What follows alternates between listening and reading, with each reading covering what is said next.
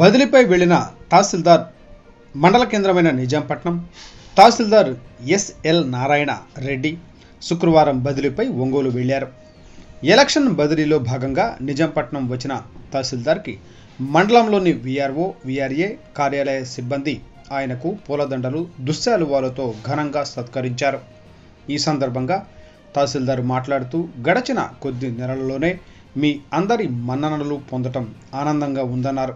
వృత్తిపరంగా మీ అందరూ నాకు సహకరించినందుకు ధన్యవాదాలు తెలిపారు.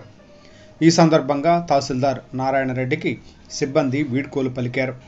ఈ కార్యక్రమంలో DT James Paul, RI Anyasri, వీఆర్ఓలు Prasad, Samuel, Venu, Venkateswararao, Jyothi, Samuel, Ravi, Anjaneyulu, surveyor Ali, junior assistant కార్యాలయ సిబ్బంది ఉన్నారు.